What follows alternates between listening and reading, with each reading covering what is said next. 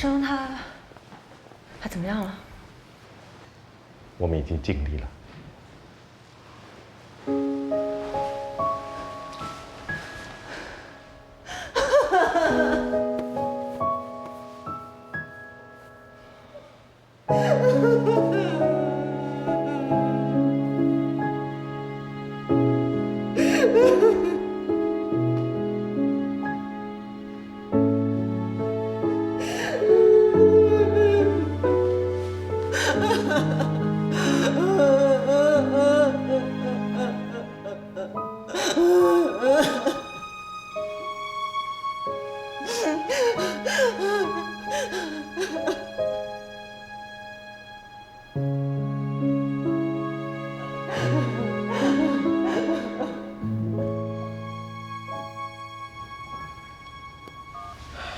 怎么样了？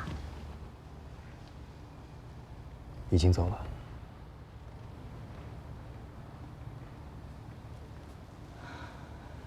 这也太突然了。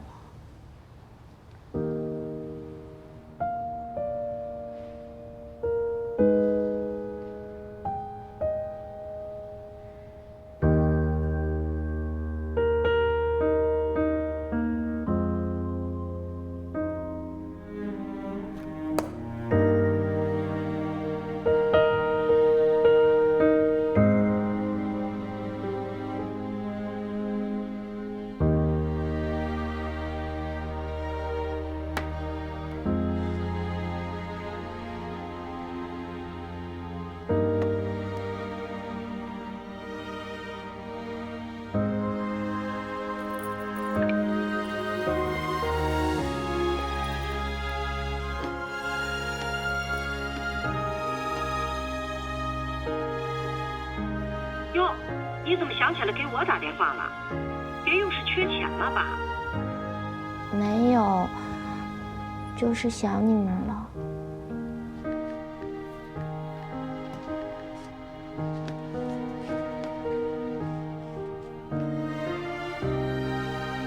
儿子，你怎么了？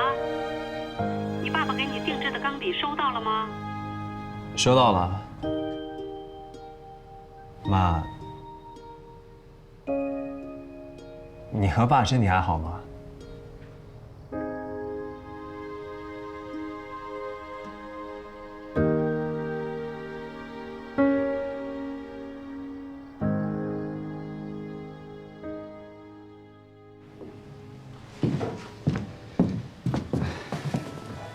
你终于想通了，有话快说，赶着上班啊。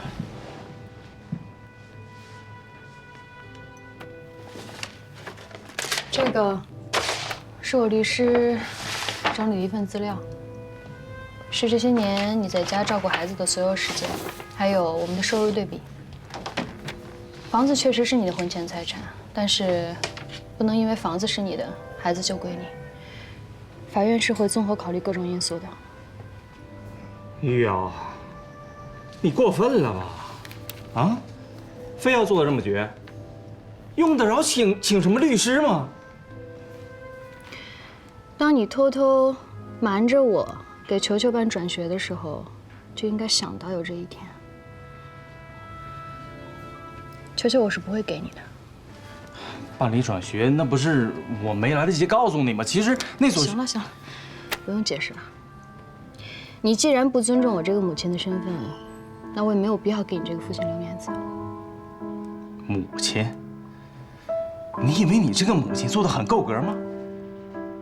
就算闹到法庭上，咱们俩也不过是半斤八两。雨薇，你知道你在说什么吗？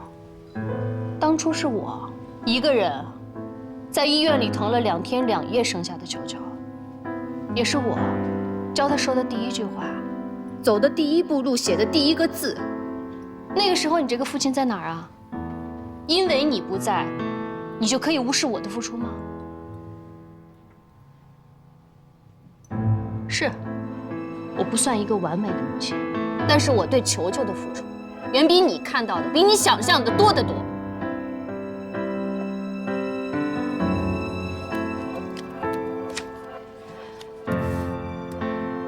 有什么事情，还还是跟我的律师联系吧。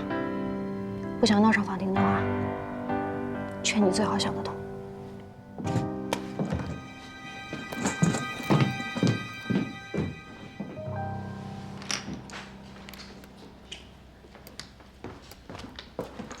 球球，妈妈，哎，妈妈回来了。妈妈，最近爸爸为什么都不回家呢？你和爸爸是不是吵架了？爸爸最近工作太忙，回不来。但是我保证，只要球球想见爸爸的时候，都能见到。真的吗？真的呀。而且球球，你记住，你是爸爸妈妈在这个世界上最爱的人，你相信吗？相信。乖。干嘛呢？他在洗头。好，那你去玩，回去看看干嘛。乖孩子。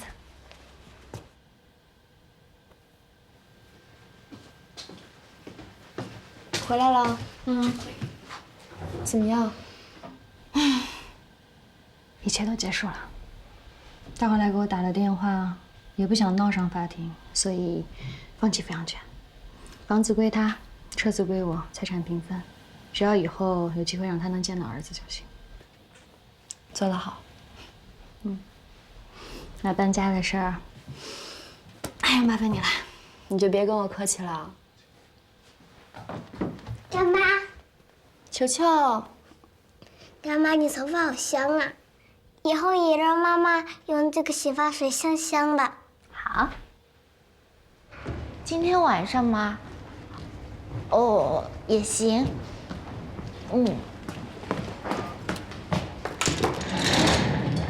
怎么啦？是宋希，他想约我今天晚上吃饭。你不是之前就拒绝他不合作了吗？不知道，估计是想通过我说服周川老师卖版权吧。现在的这些明星啊，这眼光啊，没法说呀。助理，老苗，来我办公室一下。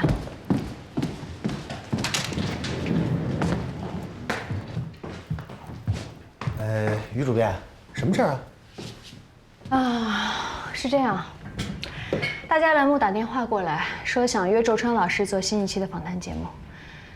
至于河马老师，说的是期待下次合作。啊？之前约的不是河马老师吗？是主持人舒华突然改变主意了，说想和年轻的作家多聊一聊。毕竟周川老师是第一个入围华之奖的新生代作家嘛。不是，咱们是不是凡事都得讲个先来后到吧？我之前都已经跟河马老师沟通过了呀，那这么一变，我怎么跟人家解释呢？老苗，这是栏目组的选择。什么栏目组的选择？啊？你就说那个周川，他怎么拿的华之奖，咱们心里都有笔账吧？啊？现在又开始抢河马老师的访谈来了，年纪轻轻的，他怎么那么多手腕呢？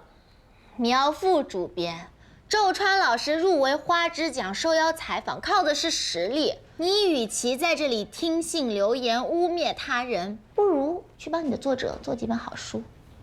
做什么好书啊？啊，他年纪轻轻的，他有什么实力啊？啊，行了行了，别吵了，啊，助理，尽快和周川老师商定一个访谈时间。河马老师那边，我打电话来安抚，去忙吧。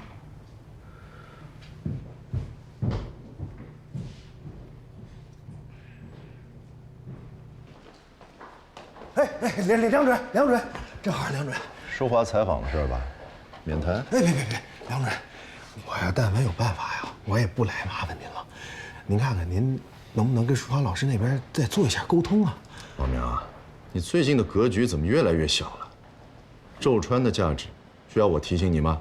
先是跟莫雷尔合作，又入围了花枝奖，我争取还争取不过来呢。啊，你让我把采访搞黄了，你怎么想的？可是没什么可是的。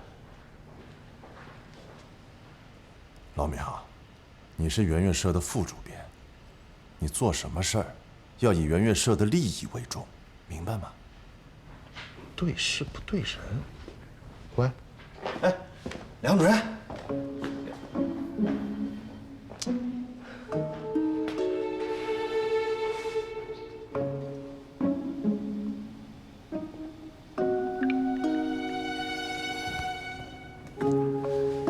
喂，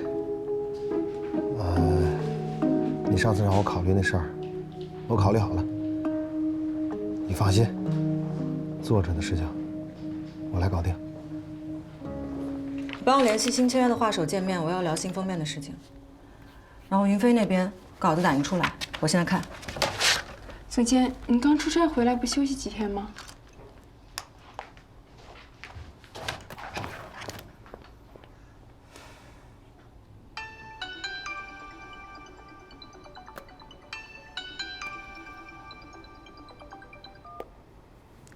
喂，你在？修改意见已经发给你。你改好了发我。陆导那边要开始动剧本了，你抓紧准备。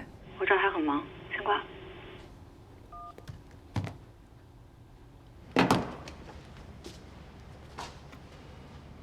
还是老样子。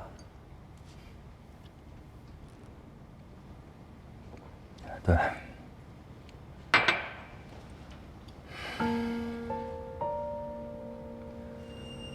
刘老师葬礼之后，他不就直接出差了吗？从那之后，我每次给他打电话，他都在忙工作。连小唐都在说，他现在就像一个没有情绪的工作机器。从医院回来以后，没哭过，没再提过一次刘老师，甚至在葬礼上，一滴眼泪都没流。这疗程方式，简直是自虐行为。好了，你要的书我给你带来了。莫雷尔的剧本啊，好好写。走了。哎，想想办法，这样下去不行的。我知道。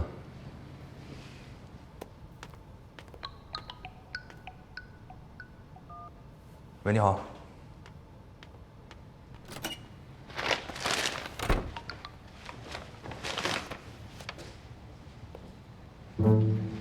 SOS， 快来救我！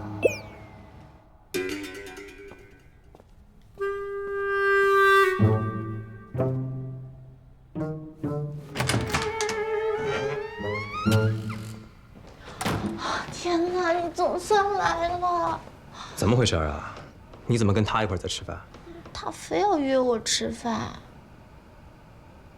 好了，对不起嘛，以后有什么我一定提前跟你汇报。没喝酒吧？当然没喝，我自己的酒量心里还是有点数的。那就行，走吧，以后这种人少接触。等，好歹她还是个女明星，不要把她一个人放在这里吧。那把他助理叫来。我打过了，没接。那怎么办？他的司机好像在，我刚刚来的时候看到有一辆保姆车，我出去找找。我跟你一块儿吧。别，你在这里看好他，拜托了。哎。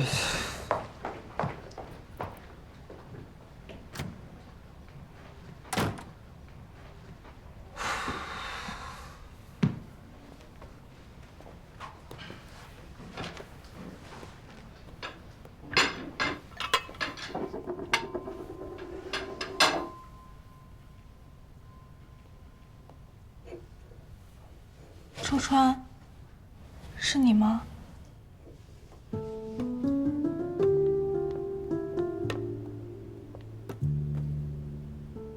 真的是你，我还以为我看错了。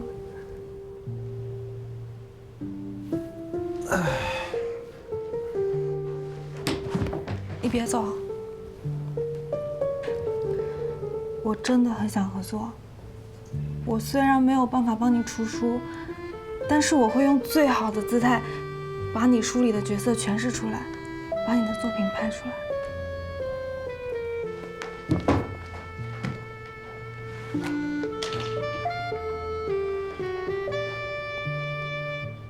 你就这么讨厌我吗？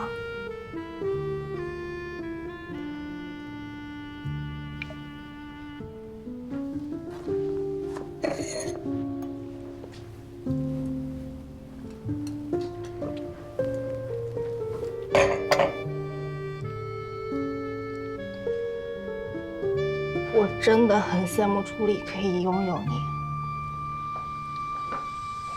我心里也一直有一个这样的人，我喜欢了他很多年，从高中开始。你没喝多吧？你说什么？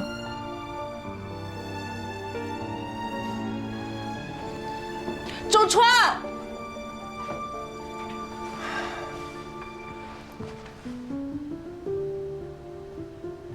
不演了。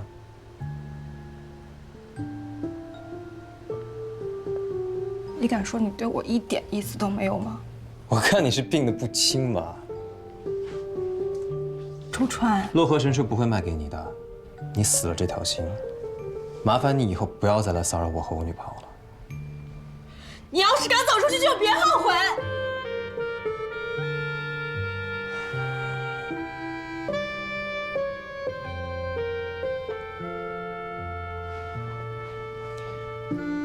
我周川是没有你微博粉丝多，但也不至于人微言轻。你要是再来骚扰我们，我不介意在微博上写一篇扒一扒关于宋茜的二三事。我说到做到。走啦，回去了。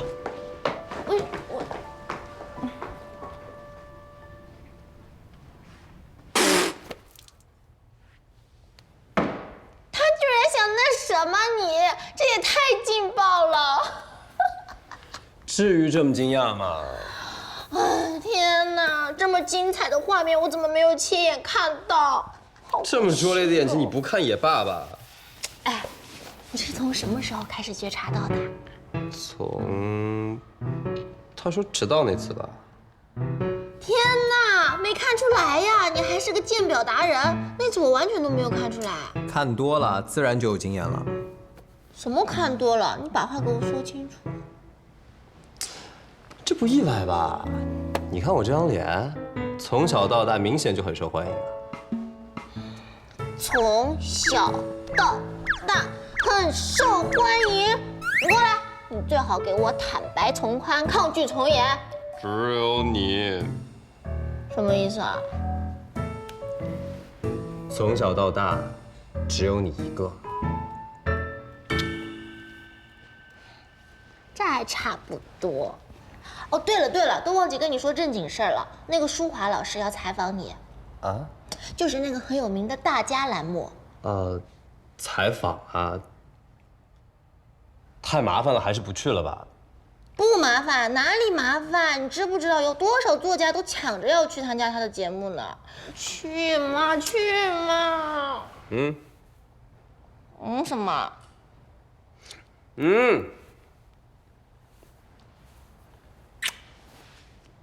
怎么样？好吧。那我马上去跟女主编说啊。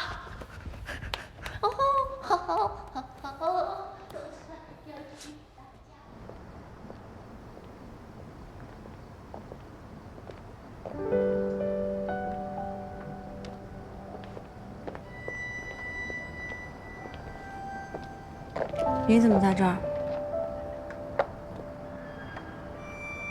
敬老院给我打电话了，说刘老师的遗物还没收，你一直不愿意去吗？有空我会去的。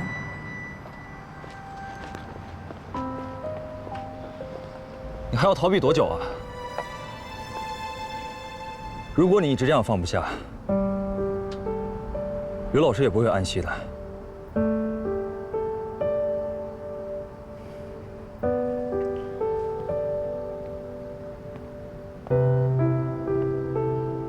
走吧，我跟你一起去。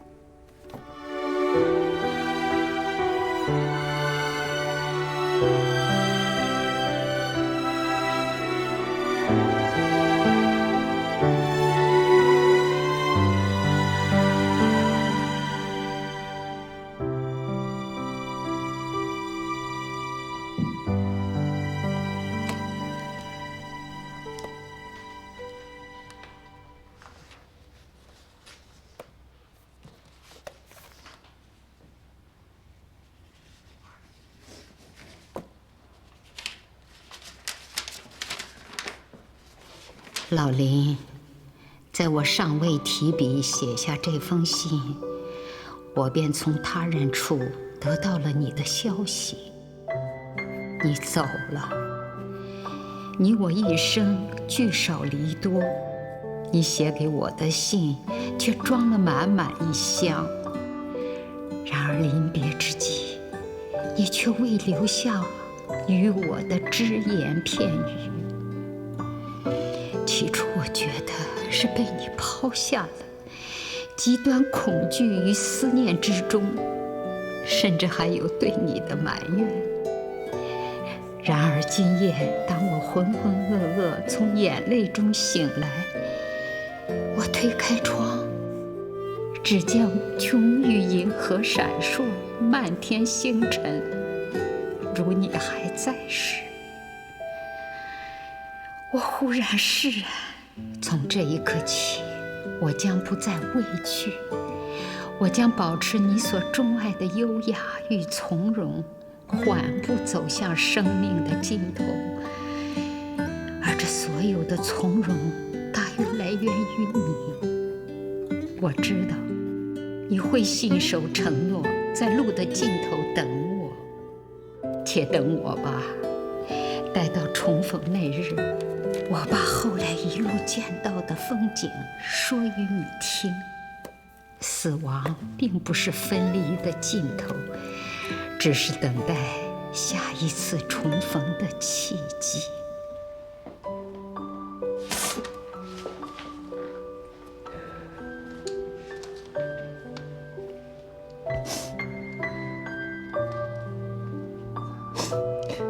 死亡不是分离的尽头，是重逢的契机。你说他真的会记得我吗？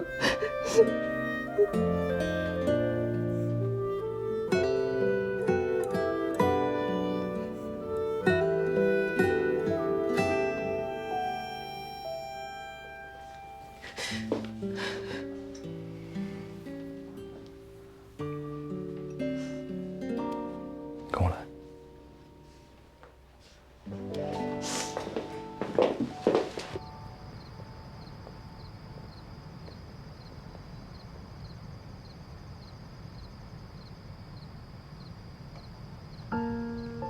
刘老师会记得你的，他变成了这其中的一颗。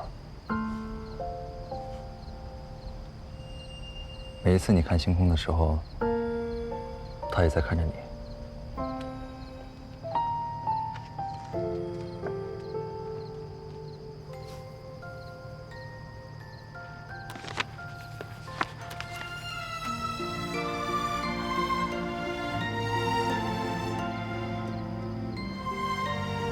顾百哲，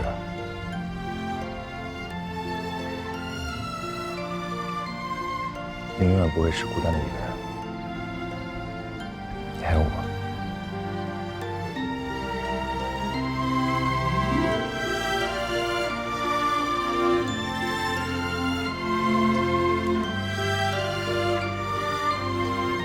刘老师，谢谢你在我爸妈走后愿意照顾我，愿意做我的妈妈，我的亲人。谢谢你给了我一个家。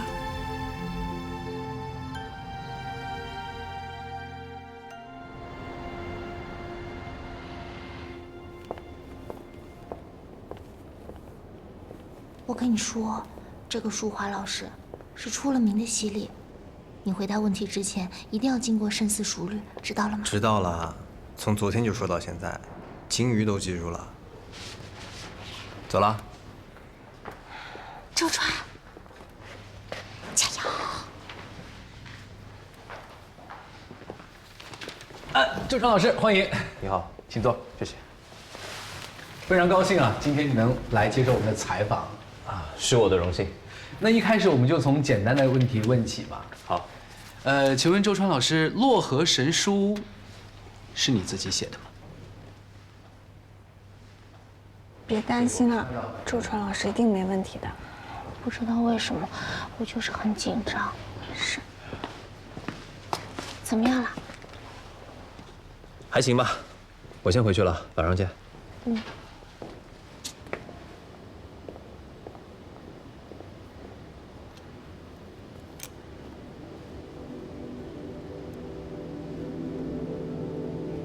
洛河神书》这本书是你自己写的吗？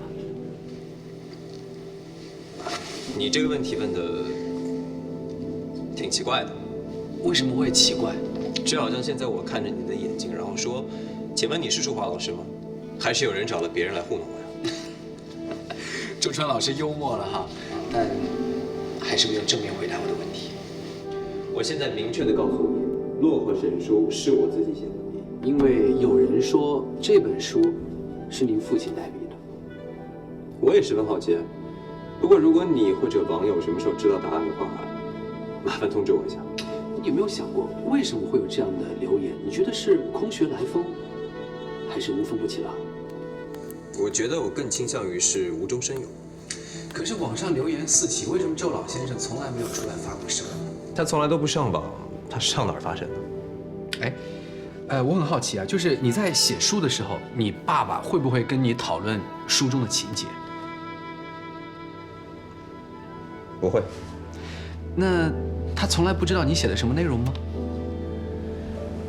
不好意思啊，你现在是在采访我还是采访我？哦，我当然是在采访你。那这样，我们换一个角度，就是你在写书的过程当中，你的爸爸有没有对你进行过指导？没有。但我很好奇啊，因为你们是子承父业，那我认为孩子如果现在没有关于洛河神书别的问题的话，我觉得今天的采访可以到这里结束了。回头我把我爸电话给你，好吧？就这样。别着急，别着急，这样吧，我们问最后一个问题。我对于故事的本身还是很感兴趣的。你在洛河神书当中有很多关于神兽的描写，这个灵感是不是来自于《山海经》呢？周川，你干什么？吓死我了！你跟淑华的采访是怎么回事？这叫还行吗？你知不知道现在网上的人都叫你三不达公子？什么三不达公子啊？他问的每个问题我都回答了。三不达指的是你对什么都避而不答，回答的一点说服力都没有。我怎么想的我就怎么说啊。那你怎么能连洛河神书里神兽出生细节都不知道？你这个青年是怎么当的？你随便去找一个写过2本书的作者，然后问他这种细节。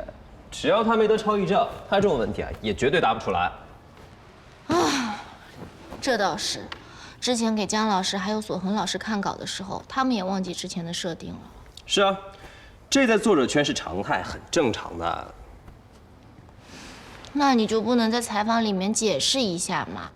观众又不是你们圈子的，你们的常态他们也未必知道啊。好啦，现在满弹幕的人都在说你之前代笔的事儿，说不定是真的，毕竟连自己写的小说细节都不知道。这种话不是第一次听说了，自从入围了花枝奖，这种风言风语还少吗？可是，我接个电话。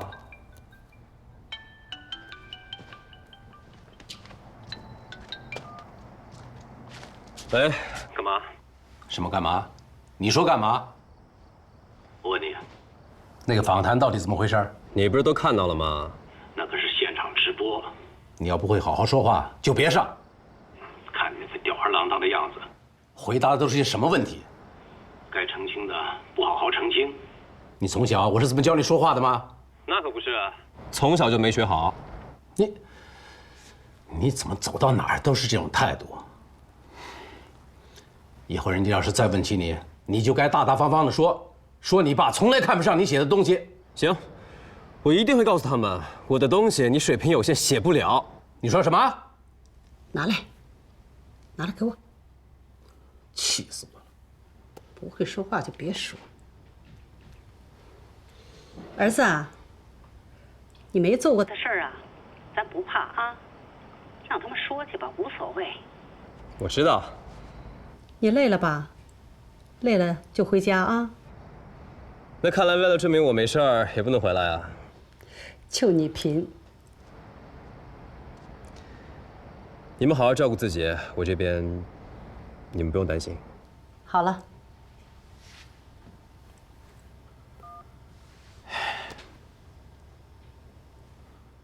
怎么了？谁打来的？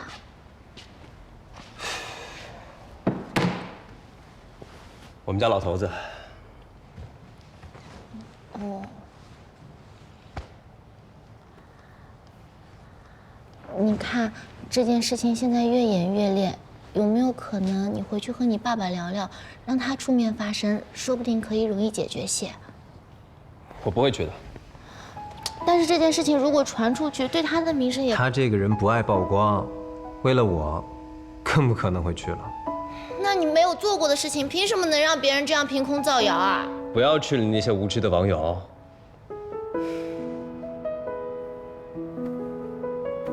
我知道你在担心我，但是我没事啊。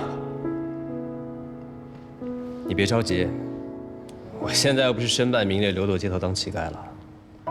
二狗的狗罐头，你的大米我还是买得起的。能不能好好说话？还有，家里的大米都是我买的，你的贡献不过最多是冰箱里那2根黄瓜。是啊，这个家里啊，少了你不行。你说，那些网友的热情，也就是这2天吧？对。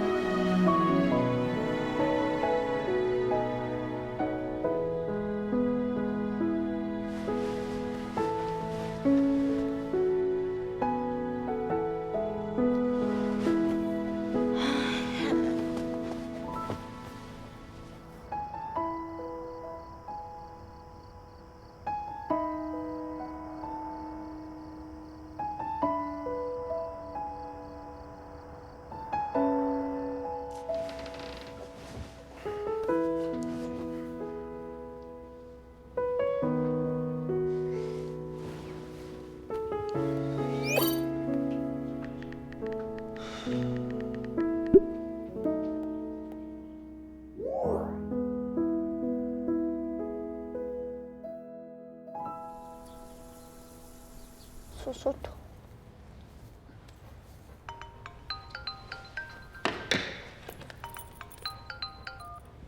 喂，阿夏。什么？他怎么能这样？好，我马上看看。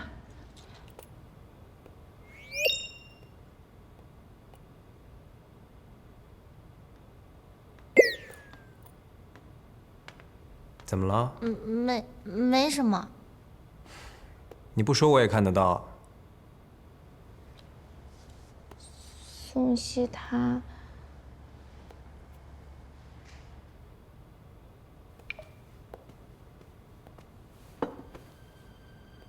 听说了，取消了。取消的是什么？大家应该都清楚。西西向来爱惜羽毛，他绝对不会买下劣迹 IP 的版权，大家放心哦。这算是实锤纣川代笔了吗？版权都不买了，纣川的书迷还不跳脚吗？可以对宋希路转粉了。他这样做真的太过分了，要不然我们发条声明吧。现在发声明只会让人觉得是死鸭子嘴硬。我接个电话。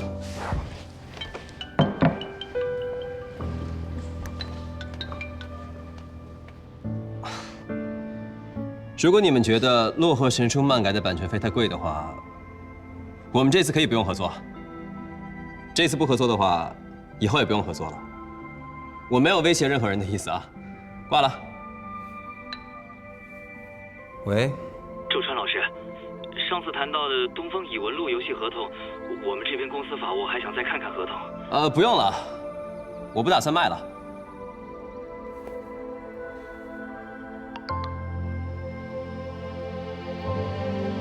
周川老师，抱歉打扰啊，请问那个黄泉客栈的影视版权，您可不可以降下价格？现在闹的是满城风雨。你当我是要饭的呀？这事儿我觉得。我们不跟他一般见识，你别生气了。手机还我，我没生气，我不介意的。嗯。方特助，莫雷尔先生的助理。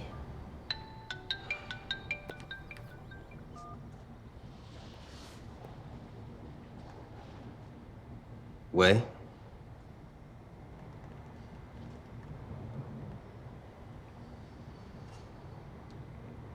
好，我尊重莫雷尔先生的决定。有什么事吗？他们就是希望我能早日澄清传闻，好继续开展合作。啊？怎么连莫雷尔先生也相信这些风言风语啊？他们大导演选择合作对象，自然是慎之又慎，这无可厚非啊。我去趟超市。可是，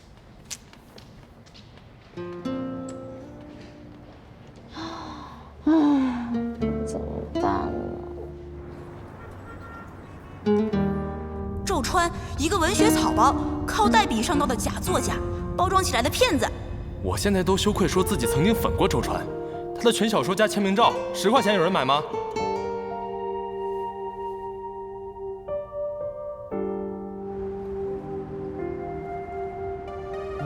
胸无点墨，采访一问三不知，代笔一族的接班人。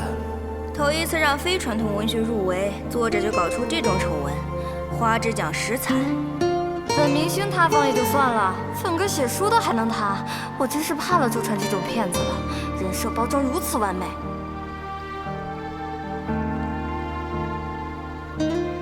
什么温润如玉公子川，是文学诈骗犯代笔川吧？这对父子怎么还不滚出来道歉？金爹的时代靠爹真好。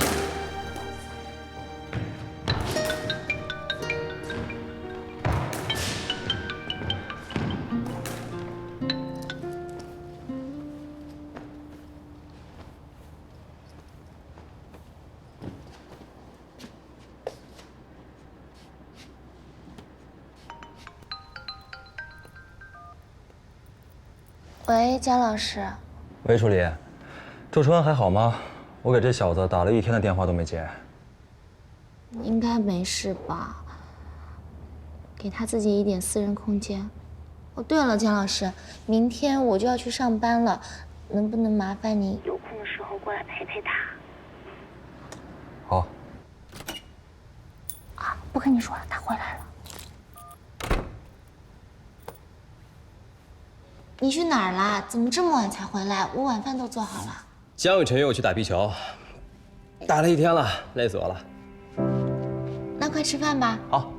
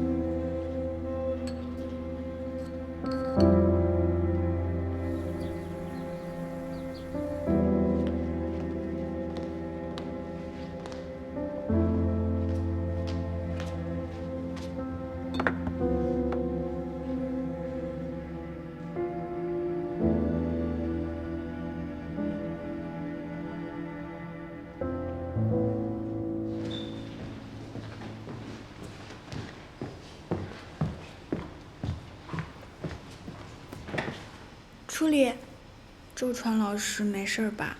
还行吧。本来这件事情没有闹那么大，就是这个宋希，他直接发了个微博顶上热搜，搞得现在周川老师微博下面全都是骂人的，我都急死了。你相信他？那是当然啦。初里，你一定要告诉周川老师，我们这些老读者都是非常相信他的。于主编，书画那边联系过了，他不肯把视频撤下来。不删更好，免得那些键盘侠又说周川老师做贼心虚。不过你放心，我刚跟夏老师说了，他已经让法务部拟定声明了，让我们编辑部立刻发出去，全力支持周川老师。必要的时候，我们也会对这些网上这些不实言论进行法律声讨的。谢谢于主编。谢什么谢？法务那边我拦下来了。梁主任，你什么意思啊？我进来开会。开会。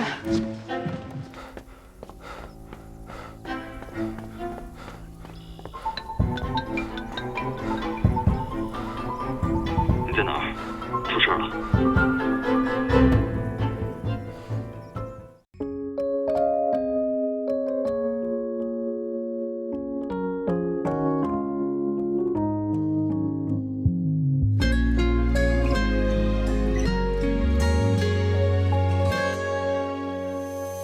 好想藏起来，像犯错的小孩，心跳忽然多了一拍。当你看过来，当万物皆可爱，怎么只有自己奇怪 ？I've got a million ways， 却说不出来。